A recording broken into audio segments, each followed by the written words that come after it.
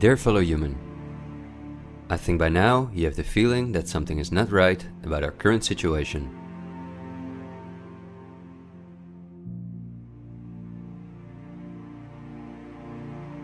But I also think that the many ill-founded conspiracy theories may have caused you to distance yourself from both the media scaremongering and from those who spread the conspiracy theories. Still, I hope you will listen to me for a moment, because as you watch this video, hundreds of millions of people worldwide are falling into poverty because of the measures that have been in place for so long.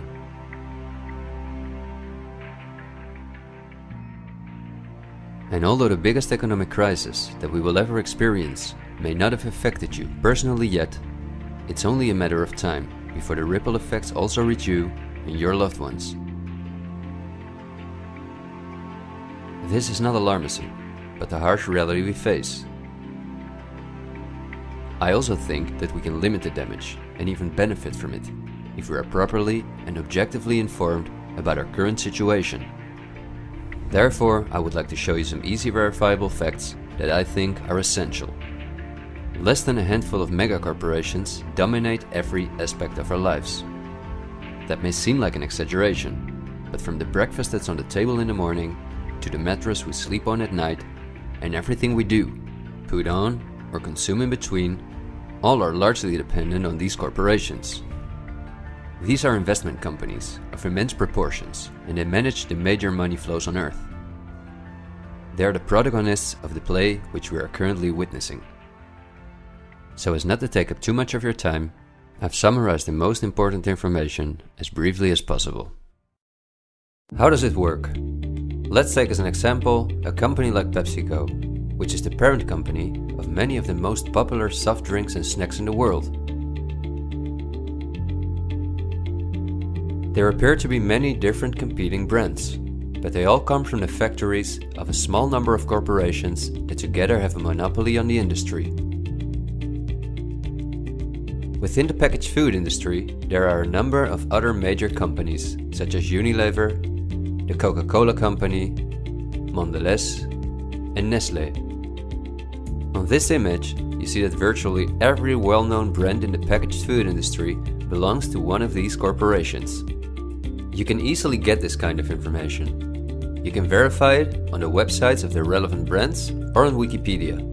Companies of this size are usually publicly traded and have a board where the largest shareholders call the shots. On websites like Yahoo Finance, we can find detailed company information, including who the largest shareholders of these companies are. Let's take PepsiCo again as an example. We see that 73.14% of the shares are held by no less than 3,379 institutional investors.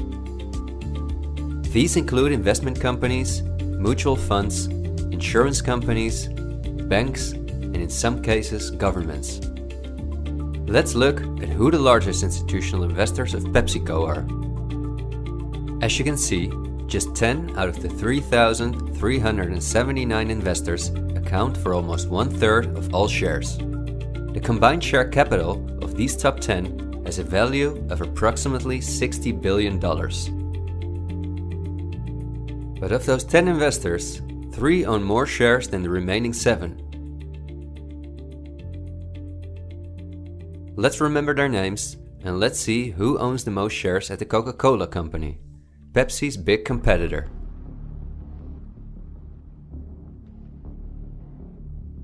We see that just like with PepsiCo, the majority of the shares are held by institutional investors. Let's look at the top 10 and start with the last one of them.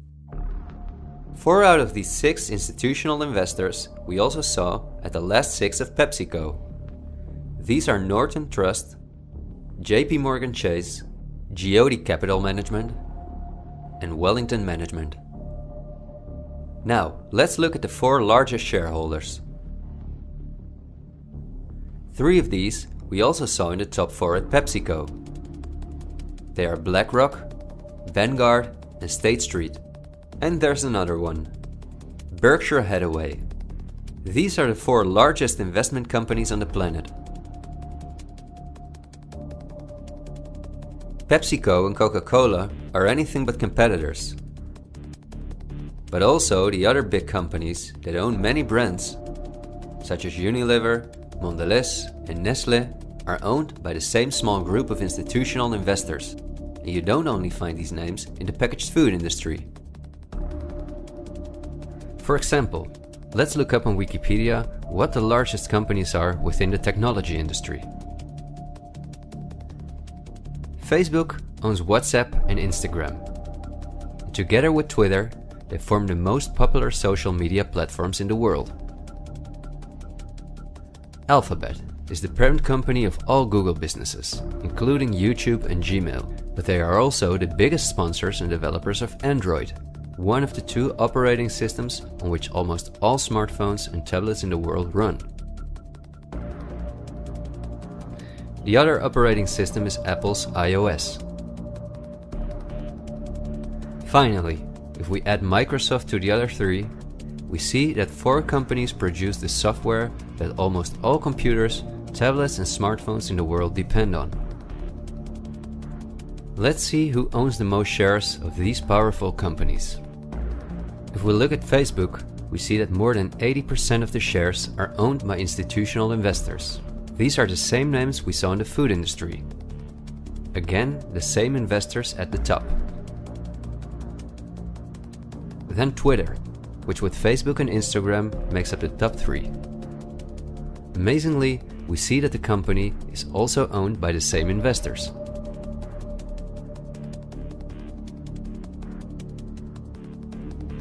We see them at Apple, but also with their big competitor Microsoft.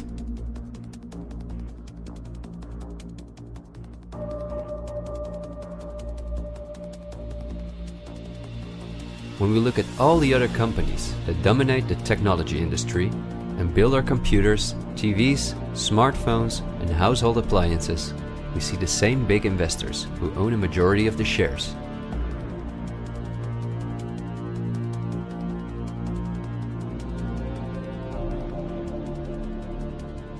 We see this within all industries around the world. And just to show you that I'm not exaggerating, I'll give you another example. Let's say we want to plan a vacation. On our computer or smartphone, we look for a cheap flight to the sun through websites like Skyscanner and Expedia, both of which belong to the same group of institutional investors. We fly with one of the many airlines of which the majority of the shares are often owned by the same investors or by governments, like Air France-KLM. The aircraft we fly is in most cases a Boeing or an Airbus. Again, we see the same names. We look for a hotel or an apartment through Booking.com or Airbnb.com. Once we arrive at our destination, we go out for dinner, then we write a review on TripAdvisor. The same investors are at the basis of every aspect of our journey, and their power goes even much further, because even the kerosene that fuels the plane comes from one of their many oil companies and refineries. Just like the steel that the plane is made of comes from one of their many mining companies. This small club of investment companies, banks and mutual funds are also the largest shareholders in the primary industries, where raw materials come from. If we look on Wikipedia for the largest mining companies in the world, we see that their shareholders are the same institutional investors we see everywhere else. The same goes for the largest agricultural companies in the world, that our entire food industry depends on.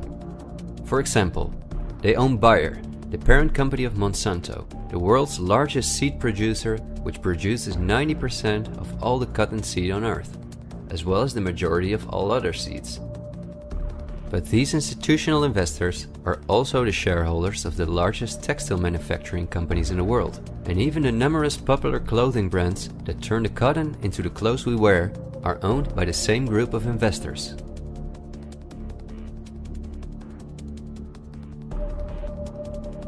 Whether we have the world's largest solar panel producers or the largest oil refineries, the shares are managed by the same companies. They own the tobacco companies, who produce all the popular tobacco brands in the world. But they also own all the major companies in the pharmaceutical industry and the scientific institutes that produce the drugs. They own the companies that produce our metals and raw materials, and the entire automobile, aircraft and arms industry where those metals and raw materials are processed.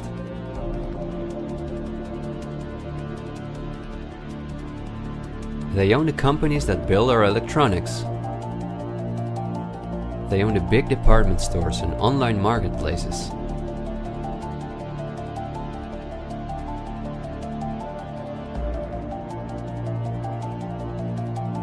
And even the payment methods that we use to pay for their products.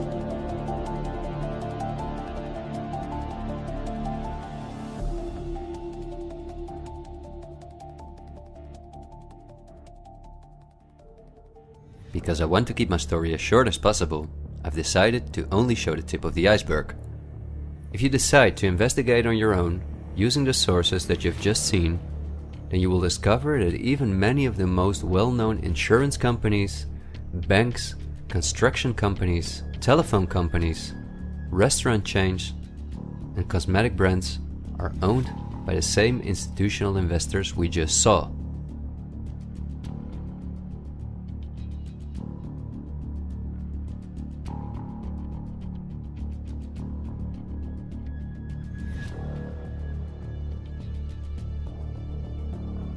These institutional investors are, as I told you earlier, mainly investment companies, banks and insurance companies.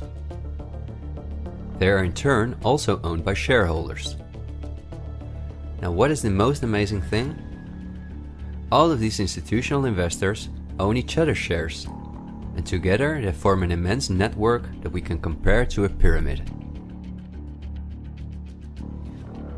The smaller institutional investors are owned by larger investors, who in turn belong to even larger investors. The visible top of this pyramid consists of only two companies, and we have seen their names many times by now. They are Vanguard and BlackRock. The power of these two companies is something we can barely imagine. Not only are they the largest institutional investors of every major company on Earth, they also own the other institutional investors of those companies, giving them a complete monopoly.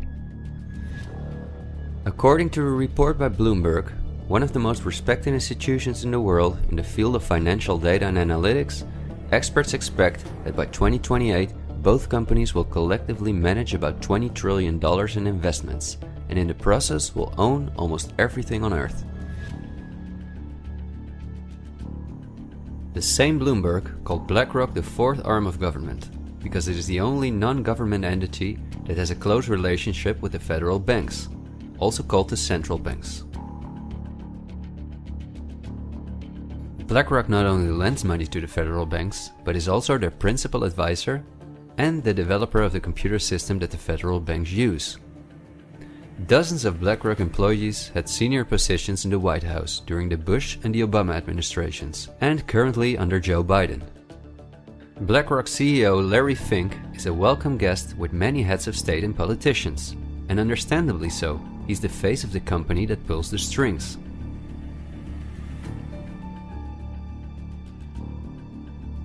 Yet Larry Fink does not pull the strings himself. In fact, BlackRock itself is owned by shareholders. And if we look at who those shareholders are, we come to a strange conclusion. We see that BlackRock's largest shareholder is Vanguard, and this is where it gets dark. Vanguard itself has a unique structure that makes it impossible to see who its shareholders or clients are. The elite who own Vanguard don't want anyone to know that they are the owners of the most powerful company on Earth. But of course, this is no secret to those who are willing to look into it. Reports by Oxfam and Bloomberg show that 1% of the world's population collectively owns more money than the other 99%. Indeed, Oxfam claims that as much as 82% of all the money earned in 2017 went to this 1% of people. Naturally, those who own the most powerful company on Earth would also be the richest among this 1%. In other words, they are part of the 0.001%. Forbes, the most well-known business magazine in the world, claims that by March 2020 there were some 2,075 billionaires. Oxfam's report showed that 2/3 of all these billionaires obtained their fortune through inheritances and monopolies. So this means that Vanguard is in the hands of the richest families on earth.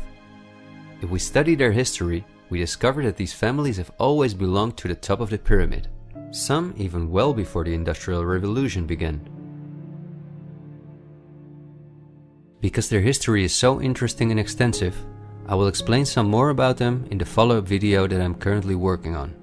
But in order not to elaborate too far, I will just point out that many of these families belong to royal bloodlines, and they are the founders of our banking system, the United Nations, and every industry in the world.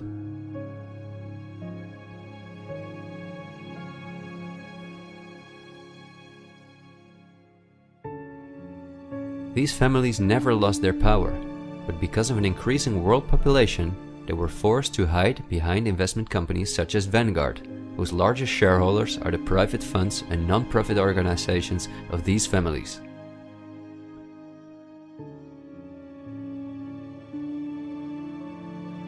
To make the bigger picture more clear, I need to briefly explain something about these non-profit organizations. These are the links that connect the business community with politics and the media, allowing major conflicts of interest. At first glance, however, this is not too noticeable. Non-profits, also called foundations, are organizations that rely on donations, and they do not have to publish from whom they receive those donations. They can invest this money in whatever they want, and do not have to pay tax on their profits as long as those profits are reinvested in other projects that they are involved in. Non-profits can move hundreds of billions of dollars from invisible investors.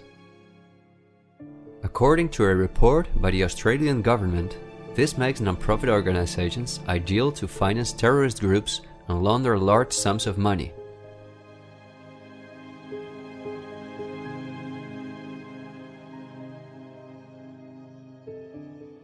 The foundations and funds of the families who are highest in the hierarchy of the 1% hide behind the scenes as much as possible.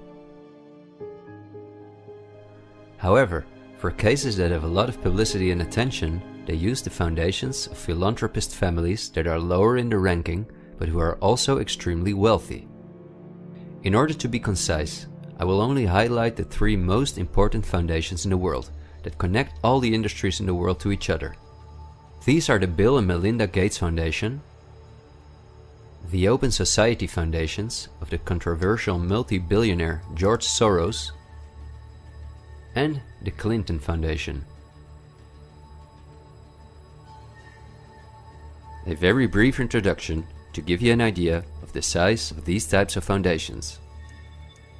According to the official website of the World Economic Forum, the Gates Foundation is the largest funder of the World Health Organization, after President Donald Trump halted the funding of the WHO by the US in 2020. This makes the Gates Foundation one of the most influential organizations in the world in the area of everything that relates to our health. The Gates Foundation has a close partnership with the 16 largest pharmaceutical companies in the world, including Pfizer, AstraZeneca, Johnson & Johnson, BioNTech, and Bayer, and we have just seen who own the most shares of these companies.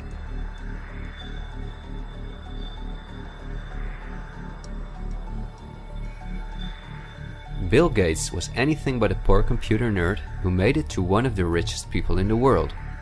But he came from a philanthropic family that, just like himself, worked for the absolute elite. Bill is the founder of Microsoft, which is owned by BlackRock, Vanguard, and until recently, Berkshire Hathaway. But at the same time, the Gates Foundation is the largest shareholder after BlackRock, Vanguard, and State Street in Berkshire Hathaway, where he was even on the board for a while. We would spend hours if we considered everything the Gates Foundation, the Open Society Foundations of George Soros, and the Clinton Foundation are involved in. But because they connect us with the next topic and with the current events, this brief introduction was important. I think the next topic should start with a question. A random person like myself, with very little experience in video editing, using an old laptop, can in 20 minutes objectively portray that only 2 companies have a total monopoly over all the industries in the world. So the natural question is, why don't you hear about all of this in the media? What? It's a good question. Every day we have the choice between countless reports, documentaries and television programs, and yet not one of them talks about this. Is it something not interesting enough? Or might there perhaps be other interests at play? The answer we get again from Wikipedia. About 90% of the international media is owned by 9 media conglomerates. The companies owned by these media conglomerates are too many to mention, so I'm just going to show you the most important brands that we all know. Viacom CBS is the parent company of, among others, all CBS channels, Paramount, where the most famous movies and series in the world come from, MTV, Comedy Central, Nickelodeon, the popular British Channel 5 and the popular Australian 10. Guess who the largest shareholders of Viacom CBS are? Before we look at the other major conglomerates, let's not forget to mention our extremely powerful streaming monopolists, Netflix and Amazon Prime, both of which belong to the same shareholders. Then AT&T, which is the parent company of Warner Brothers, HBO, Discovery Channel, CNN, Cartoon Network, TNT, DC, and many other well-known brands. Guess who the largest shareholders of AT&T are?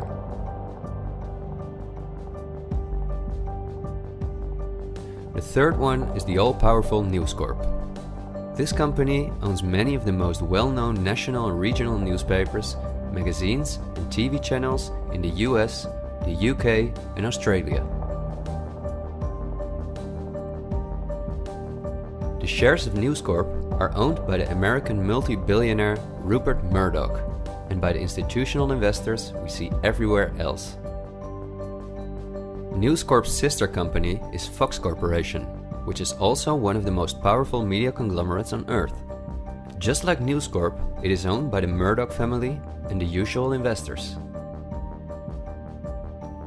Then the Walt Disney Company, a conglomerate of unimaginable dimensions, with many subsidiaries such as Pixar, Marvel, 20th Century, Lucasfilm, ABC, National Geographic, and Hulu. Who are their biggest shareholders?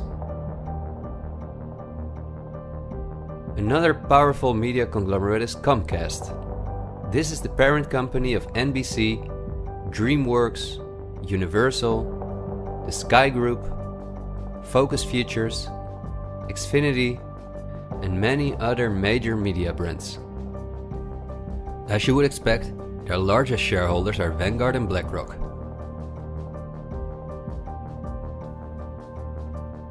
I could go on for hours and show that in almost every country on Earth, the local media is in the hands of these kind of conglomerates, which in turn are owned by our institutional investors or by extremely rich and powerful elite families.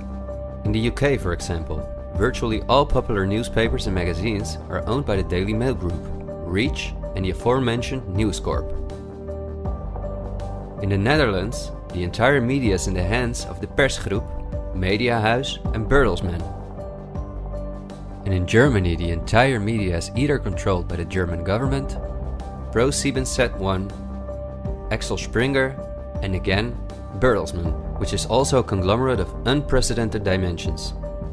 Not only is this the parent company of the largest book publisher in the world, Penguin Random House, and owner and founder of BMG Music, Bertelsmann also controls a large part of the European media through their subsidiary RTL, a company with 67 TV channels, 10 streaming platforms and 38 radio stations.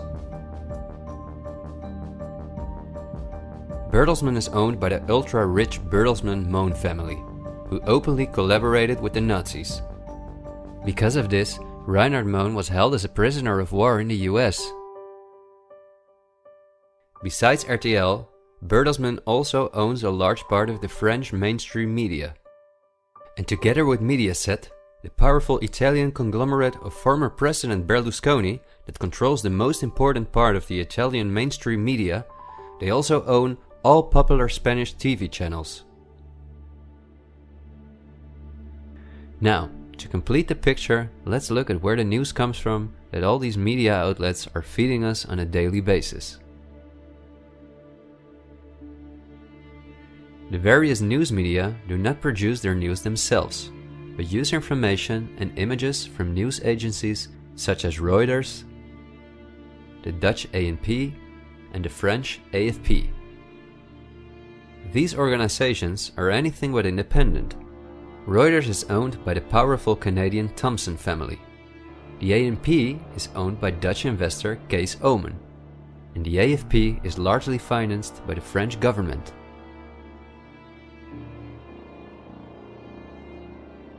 The main journalists and editors who work at our media or at these news agencies are affiliated with important journalistic organizations, such as the European Journalism Centre. These are one of the largest funders of media-related projects across Europe. They train journalists, produce study materials, give internships at, for example, the ANP, and work closely with the world's largest corporations such as Google and Facebook. For journalistic analysis and opinion, all the major media outlets in the world use Project Syndicate, the most powerful organization within its field. It supplies the 506 most important media outlets in 156 countries. Project Syndicate, plus an organization such as the European Journalism Centre, together with the news agencies, are the connecting link between all the different media outlets around the world. When newscasters read the news from their teleprompters, there is a good chance that the text comes from one of these organizations. As a result, the global media is often synchronized in its reporting. We are concerned about trouble and trending irresponsible, one-sided news stories plaguing our country. The sharing of biased and false news has become all too common on social media. More alarming, some media outlets publish these same fake stories without checking facts first. The sharing of biased and false news has become all too common on social media. More alarming, some media outlets publish these same simply aren't true without checking facts first. Unfortunately, some members of the media use their platforms to push their own personal bias and agenda to control exactly what people think. And this is extremely dangerous to our democracy. This is extremely dangerous to our democracy. This is extremely dangerous to our democracy. This is extremely dangerous to our democracy. This is extremely dangerous to our democracy. This is extremely dangerous to our democracy. This is extremely dangerous to our democracy. This is extremely dangerous to our democracy. This is extremely dangerous to our democracy. This is extremely dangerous to our democracy. This is extremely dangerous to our democracy. This is extremely dangerous to our democracy. This is extremely dangerous to our democracy. In September 2020, the European Journalism Centre and Facebook set up a fund to support selected news organizations to do the reporting during the corona crisis. Let's see who the organizations are that, along with the news agencies, produce our news. At Project Syndicate, we see the Bill and Melinda Gates Foundation, the Open Society Foundation, and the European Journalism Centre.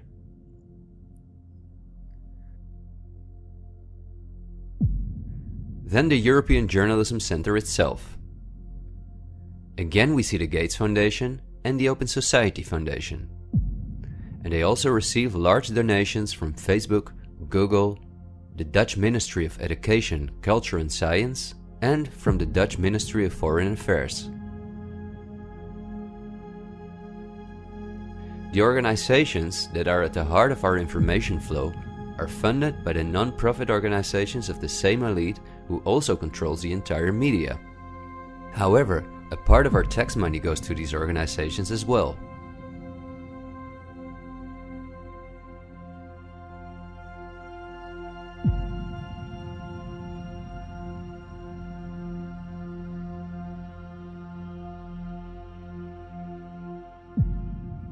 Okay, I realize this was a lot of information to process, and believe me, I've made it as short as possible, and I've only used those examples that seem necessary to show you the overall picture, so you can understand the current situation better. It is an all-encompassing topic that can change our view on many historical events, but my goal is to inform you about the danger in which we presently find ourselves. There will be enough time for us to delve into the past, so let's talk about the current events now.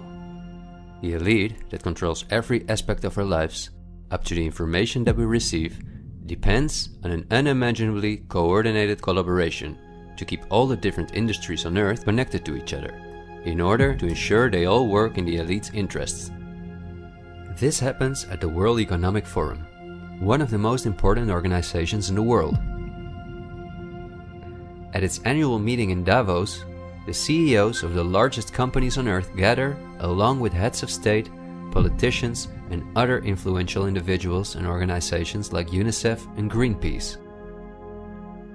Serving on the board of trustees are former US Vice President and climate change guru Al Gore, BlackRock CEO Larry Fink, the President of the European Central Bank Christine Lagarde, the Director of CERN Fabiola Gianotti, the Queen of Jordan, the Director of the International Committee of the Red Cross Peter Maurer, and many other politicians and CEOs of the world's most influential companies. According to the WEF's official website, their annual membership fee ranges between 53,000 and 530,000 euros. But according to the WEF's year reports, around 71% of their total budget comes from its partners, who in this way pay for the membership of young politicians who cannot afford their own fee. Wikipedia reports the following. According to critics, the WEF is a business forum where the wealthiest companies can negotiate deals with other companies or with politicians. The purpose of the WEF for many of the participants would be personal gain instead of solving global problems. I don't like to make assumptions, but would there be so many problems on Earth if the key industry leaders, bankers and politicians since 1971 had gathered annually to solve our world's problems? Is it not strange that the world's leading environmental organizations have been meeting for 50 years with the CEOs of the most heavily polluting corporations while things just keep getting worse for our natural world?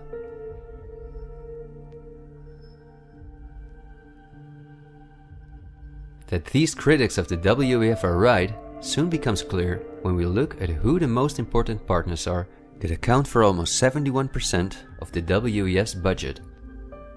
There are BlackRock, the Open Society Foundations, the Bill and Melinda Gates Foundation, and many other large corporations of whom Vanguard and BlackRock own the shares directly or indirectly.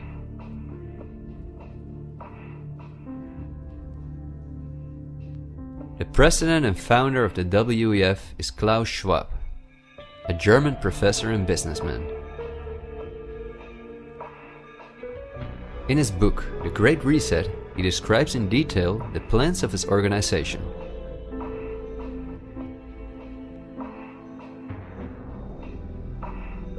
The coronavirus, according to him, is the excellent opportunity to literally reset our society in every regard.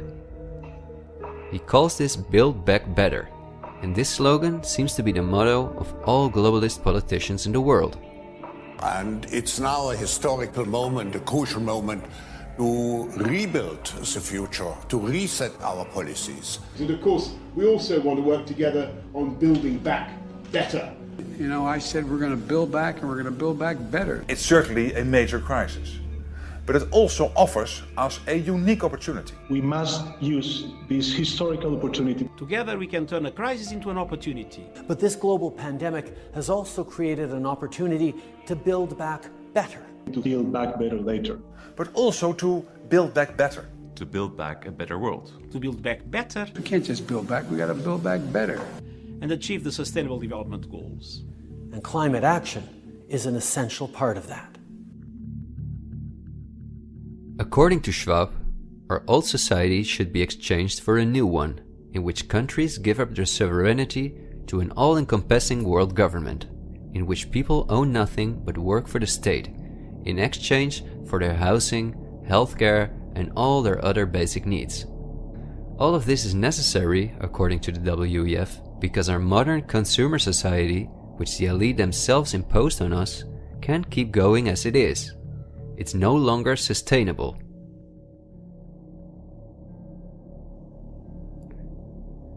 Schwab says in his book that we will never return to the old normal.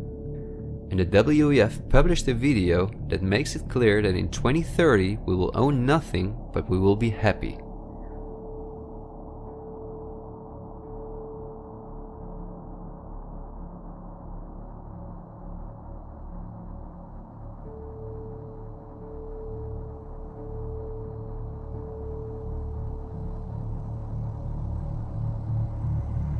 You've probably heard some talk about the New World Order. The media wants us to believe that this is a topic for conspiracy theorists, although it has been talked about for generations by presidents such as George Bush Sr., Nelson Mandela, and Bill Clinton. We have before us the opportunity to forge for ourselves and for future generations a new world order, a world where the rule of law, not the law of the jungle, governs the conduct of nations. When we are successful, and we will be, we have a real chance at this new world order, an order in which a credible United Nations can use its peacekeeping role to fulfill the promise and vision of the UN's founders. After 1989, President Bush said, and it's a phrase that I often use myself, that we needed a new world order. That the affirmative task we have now is to actually create a new world order. But also by the world's most famous philanthropists such as Cecil Rhodes, David Rockefeller, Henry Kissinger, and even George Soros. I think you need a new world order that China has to be part of the process of creating it, and they have to buy in, they have to own it. These important figures, who apart from Mandela, were all among the top of the elite when they were still alive, are not the only ones who dream about an all-powerful world government. In 2015, the UN presented its controversial Agenda 2030, which is almost identical to Klaus Schwab's Great Reset. In their own words, the UN, like Schwab, wants to ensure that by 2030, poverty, hunger, environmental pollution, and disease no longer exist on Earth. It sounds like a sympathetic plan, until you read the fine print. You see, the idea is that Agenda 2030 is going to be paid for by us, the citizens. And just as it is currently required of us that we give up our basic rights for the sake of public health, we will be demanded to give up our wealth in favor of poverty reduction. These are not conspiracy theories. You can read this for yourself on their official website. In short, it boils down to this. The UN wants to take the tax money from all Western countries and give it to the mega corporations of the elite, who will be contracted to rebuild society. Globally, a completely new infrastructure is needed, because fossil fuels must be made a thing of the past, according to the UN. For this immense project, a world government is needed, says the UN. And the same UN takes it upon herself to be this global government. Just like Schwab, the UN also believes that a pandemic is the perfect opportunity to accelerate the implementation of Agenda 2030.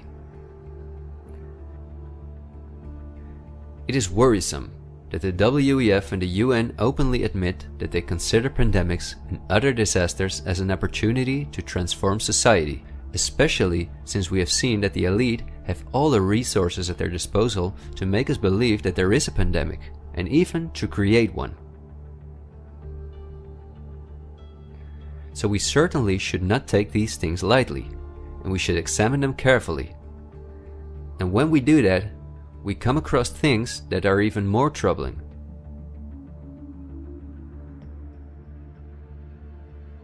On Friday, October 18, 2019, months before the pandemic was declared, a meeting was held at the Pierre Hotel in New York City for a select group of about 130 very important guests, including politicians and the world's most respected medics and pharmacists.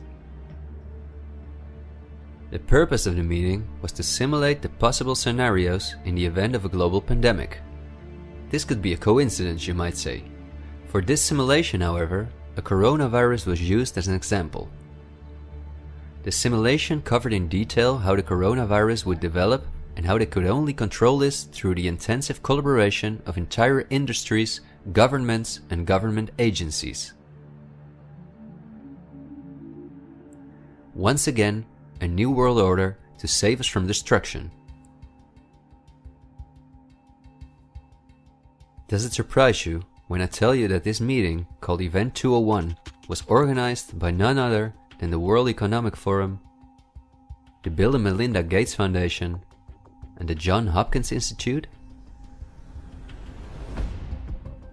This is not a conspiracy theory. Check the official website of Event 201 for yourself.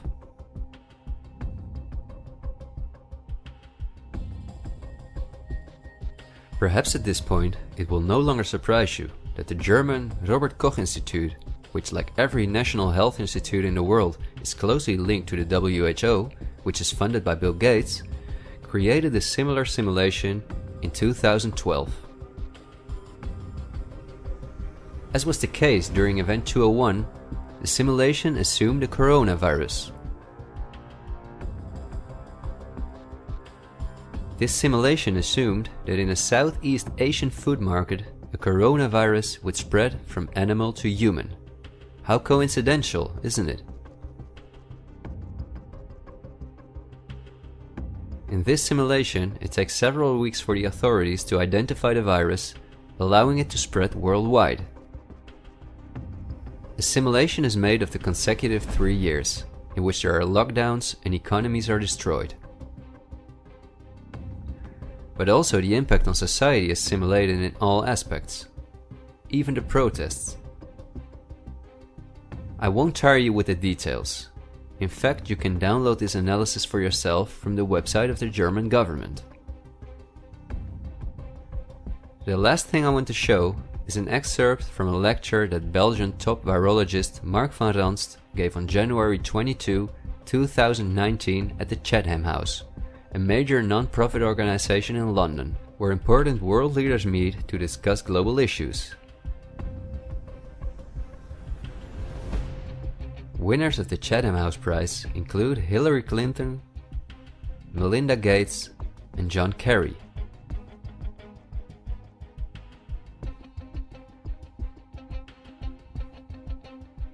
What Van Ranst is discussing is simply shocking. Van Ranst in fact explains how he has fooled the entire Belgian population during the swine flu through fear-mongering, out-of-context mortality rates, and media manipulation. He laughingly explains how he managed to impose the vaccine for the swine flu on the frightened Belgian population, a vaccine produced by the pharmaceutical companies he worked for. Thank you very much, Ab. Thanks for the invitation. And I was asked to tell you about my experiences being the crisis manager, the flu commissioner for Belgium, and highlighting the communication. And then you have one opportunity to do it right. I mean, day one is so important. In day one, you start your communication with the press, with the people, and you have to do it right. I mean, you have to go for one voice, one message.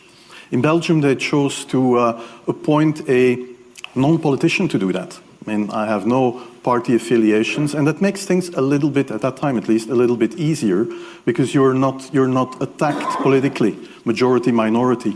That doesn't come into play, and that was a huge advantage. The second advantage is that you can play in Brussels the complete naive guy and get a lot more done than you would otherwise be able to do. You have to be omnipresent that first day or the first days, so that you attract the media attention. You make an agreement with them that you will tell them all, and if they call, you will pick up the phone. When you do that, then you can profit from these early days to get complete carpet coverage of the field, and they're not going to search for alternative voices there.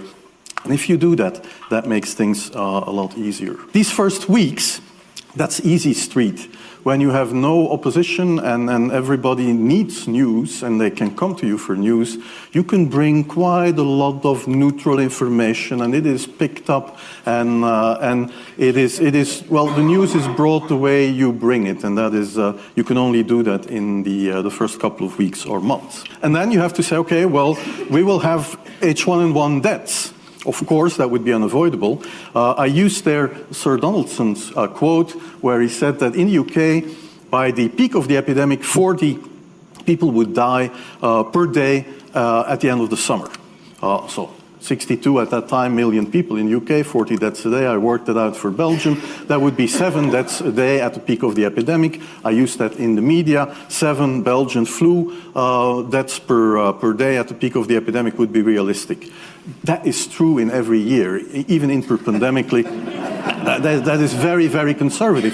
However, talking about fatalities is important, because when you say that, people say, wow, what do you mean? People die because of influenza? And that was a necessary step to take. And then, of course, a couple of days later, you had the first H1N1 death in the country, and the scene was set and it was already talked about. And then you had to pick who is going to be vaccinated first. And then, well, women and children first, whatever. I mean, risk groups, they were important. And then I misused the fact that the top football soccer clubs in Belgium inappropriately and against all agreements vaccinated they made their soccer players priority people. So I said I can use that, because if the population really believes that this vaccine is so desirable that even the soccer players would be dishonest to get their vaccine, I said, okay, I can play with that. So I made a big fuss about this. This is Van Ranst is raving mad, but it worked. The Chatham House organization is also funded by all major corporations of the elite, the Gates Foundation and the Open Society Foundations. We could talk for hours about the coronavirus, which has a survival rate of 99.98%, and about the incomprehensible measures that are destroying our society. Millions of entrepreneurs have lost their income. Countless elderly people have died in loneliness, isolated from their families. But I think we have reviewed enough facts that put the global COVID measures in a broader context, seen from the perspective of the elite. This extremely wealthy elite, collectively of tens of thousands of billions, has no problem whatsoever with the fact that more than 40% of the world's population has to live on less than $5.50 a day, or that millions of children are dying from the drinking water contaminated by them, or from malnutrition, or by their bullets and bombs. They just want to get more powerful. The elite have absolutely no intention to share their wealth with us. In fact, they are honest about their plans to take even the last bit from us, and those plans are being rolled out as I'm telling this. The underlying motives of the elite will not be explained in this episode, because for this we have to dive into history and discuss topics that are beyond our modern rational thinking. But for now you may understand well enough with the simple logic that a new world order, or an all-encompassing world government, is the only way for a small elite to retain its power over an ever-increasing world population. Companies like BlackRock and Vanguard do not benefit from national borders, import taxes, and real diversity.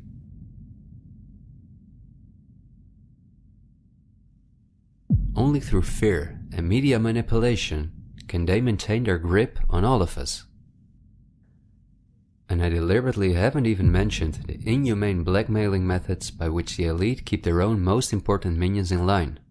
Because if this topic has aroused your curiosity, you will undoubtedly find out all about this in time. The elite have no intention to cure us from the countless diseases we've contracted from the toxic food they've produced, and from the environmental pollution which they have caused. After all, if we didn't get sick, the entire pharmaceutical industry would collapse. Nothing sells like fear is the motto of top virologists like Mark van Ranst. You will be amazed, as I was, when you discover that we have been warned countless times about this elite. I think we're being run by maniacs. If anybody can put on paper what our government and the American government, etc., and the Russian, Chinese, what they are actually trying to do, I think they're all insane. But I'm liable to be put away as insane for expressing that. That's what's insane about it. I mean, don't you agree? For we are opposed around the world by a monolithic and ruthless conspiracy that relies primarily on covert means for expanding its sphere of influence, on infiltration instead of invasion, on subversion instead of elections, on intimidation instead of free choice, on guerrillas by night instead of armies by day. It is a system which has conscripted vast human and material resources into the building of a tightly knit, highly efficient machine that combines military, diplomatic, intelligence, economic, scientific, and political operations. Its preparations are concealed, not published. Its mistakes are buried, not headlined. Its dissenters are silenced, not praised. No expenditure is questioned, no rumor is printed, no secret is revealed. President Kennedy has been assassinated. It's official now. The president is dead. Women here in shock, some have fainted. Grown men, Secret Service men standing by the emergency room, tears streaming down their face. There's only one word to describe the picture here, and that's grief, and much of it. It's official. As of just a few moments ago, the President of the United States is dead.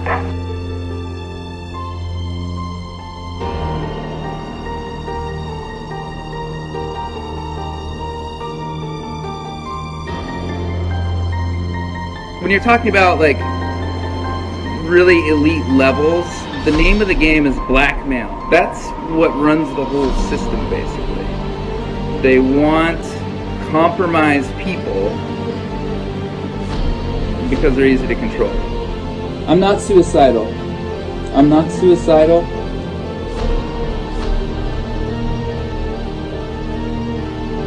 The deep state is those people within the U.S. government that are career employees that cannot be fired by people that we elect, by the Congress or the President.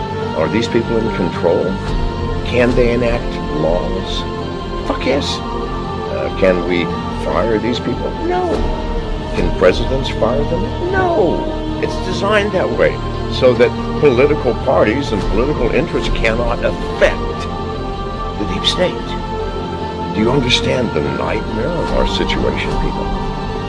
It is no secret. It is as open as it can be. The deep state does control America. Wake up, people, please. God, use some common fucking sense. Thank you.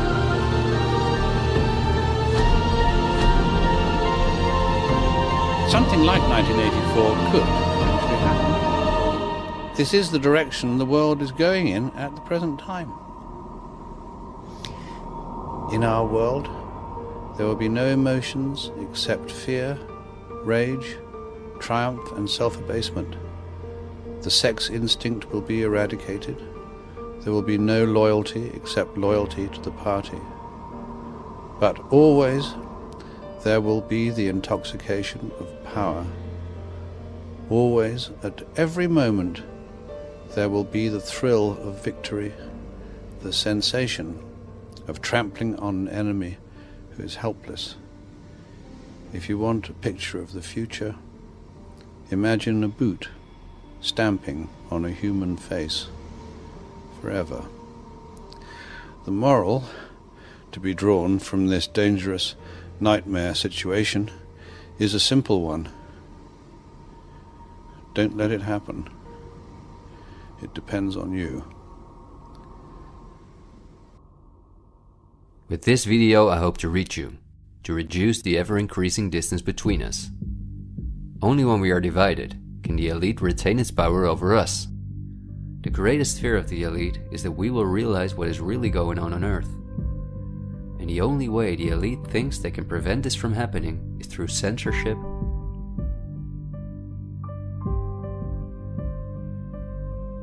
preventing human contact,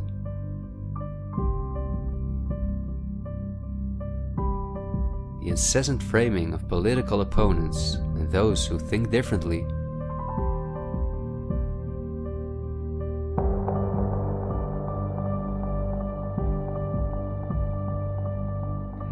and the use of brute force.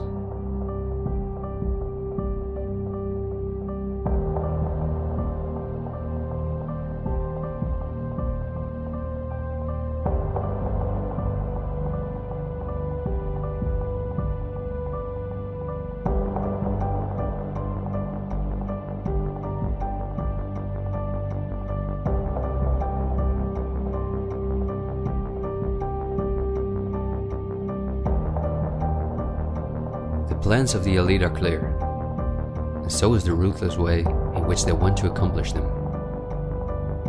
If we allow this to happen, a new society will be built on the ashes of what we once knew.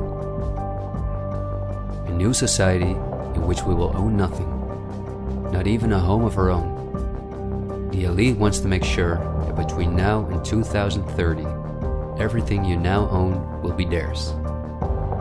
For this, a devastating economic crisis is necessary. First, the middle class is attacked, which is the backbone of society. Entrepreneurs are forced to go into tremendous debt, which will ultimately cause them to lose all their possessions. After that, things will move quickly. Banks will fall, cash money will cease to exist, and the only way not to starve to death will be the acceptance of government support, which will include several conditions, such as the vaccination passport and giving up all private possessions. Because the entrepreneurs are the first to fall, many others won't immediately feel the crisis. The people remain divided among themselves until it is too late. This is not a doomsday scenario that I've made up. This is simply the Great Reset, the New World Order, which has been prepared for many generations and which has been extensively tested in every communist dictatorship in the world.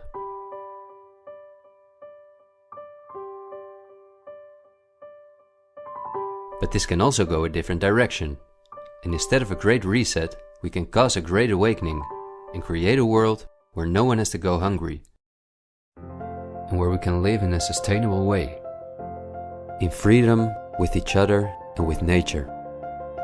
This is not an idealistic daydream. There have always been forces that have sought to break the power of the elite, but until recently, our means of communication were always insufficient to get a mass network in motion.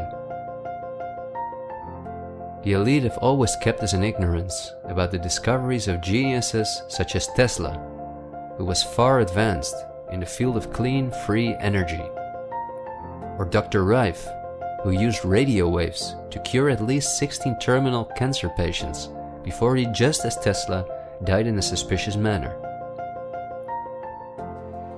Or Henry Ford, who in 1941 had already made a car out of bioplastic that proved stronger than steel. The elite have hidden countless such techniques from us because they form a threat to their monopolies in every industry. These were techniques that would have given us freedoms and put the elite's power at risk, which is based on our fear and dependence on their products. These are not conspiracy theories, but facts. What I am saying is that a world of new possibilities is opening up for all of us, where there is no poverty, no pollution, diseases, or wars, and in which governments work for the welfare of the people rather than the other way around. Countless ailments that provide the pharma industry with hundreds of billions of dollars will be cured. No one will have to work their ass off to live a dignified life.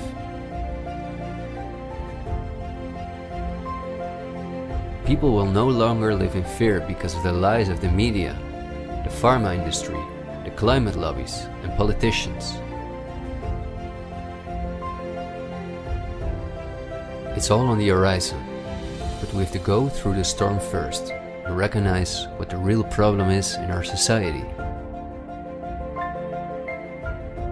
I want to thank you for listening to me, and I hope someday, in freedom, together we'll reflect back on this unique moment in history.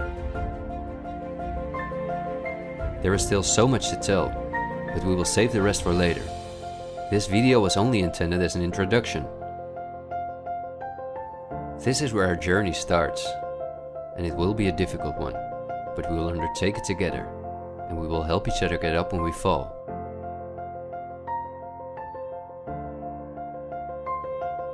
We will not be afraid.